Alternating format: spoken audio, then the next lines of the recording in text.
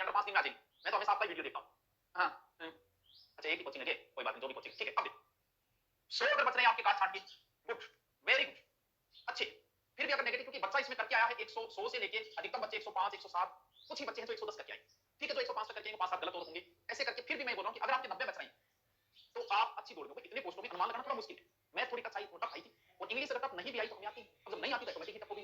तो अगर आपके 90 बच रहे हैं कार्ड छांट के, तो आप अच्छी दौड़ में, जनरल वाला अच्छी दौड़, जनरल मेरिट बताई जाती है, कभी मेरिट वैसे नहीं बताई, कोई भी अध्यापक बता रहा है तो जनरल मेरिट बता रहा है कि लगभग 90 95 आपकी बन रही है, तो ठीक में बन रही है। ठीक नहीं, 90 95 में आपकी द बेस्ट बन रहे हैं, आपके बहुत अच्छे चांस है, लेकिन फोर्थ ग्रेड सिर्फ आपकी बेरोजगारी दूर करने के लिए थी, ये नौकरी आपकी करने के लिए नहीं बनी। आपको आगे की तैयारी करनी है, इसीलिए आगे जो भी भर्तियां आ रही है उसकी तैयारी देखकर ये कह सकते हैं कि पेपर बड़ा आसान है। उसके अंदर मैथ भी थी, उसके अंदर हिंदी भी थी, उसमें इंग्लिश भी थी, करंट अफेयर भी था, ऊपर से 1/3 नेगेटिव मार्किंग भी थी। और जो बच्चा अंदर बैठता है उसे एक अलग अनुभव होता है। 120 सवाल उसे 120 मिनट में हल करने होते हैं। लेकिन फिर भी मैं एक स्कोर बता रहा हूं, हम बाहर से नहीं कह सकते कि अरे पेपर तो आसान आया था, कट ऑफ ज्यादा तो ली जाएगी, नहीं भी। एक जनरल कैटेगरी की अगर मैं बात करूँ ना, तो जनरल कैटेगरी की ये मानना, कभी जिसके भी यानी कि 76 से अगर 78 नंबर बढ़ रहे हैं ना, जनरल कैटेगरी की मैं बात कर रहा हूँ, 76 से 78 नंबर बढ़े, उनका स्कोर बहुत बढ़िया है।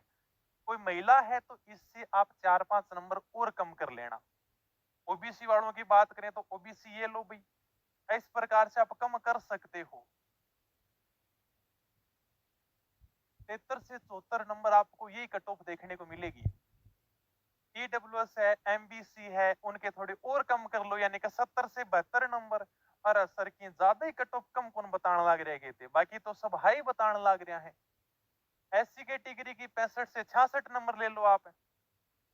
अभी इसकी बात करेंगे, और ये अपने आप 62 से 63 नंबर कर लो, आपको ये कट ऑफ देखने को मिलेगी। एक अनुमानित और सही कट ऑफ है ये। अगर कोई विधवा महिला है, कोई दिव्यांग है, एक्स सर्विसमैन है, उनके 40% नंबर आ रहे हैं तो उनका श्योर सिलेक्शन है।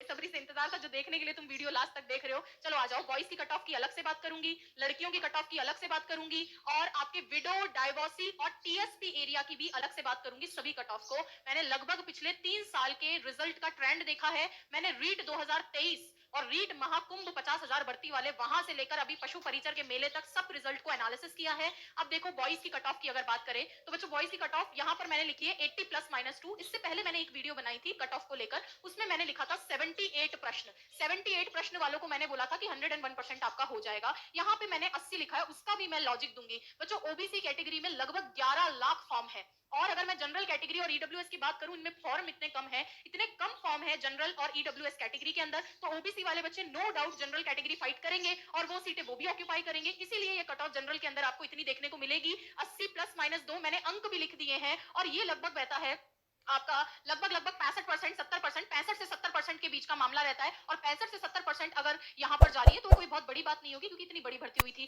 सेम ओबीसी कैटेगरी में स्लाइट डिफरेंस है, हो सकता है दोनों की बराबर भी चल जाए, बट मेरा जितना अनुमान था ओबीसी में इस बार स्लाइट कम जा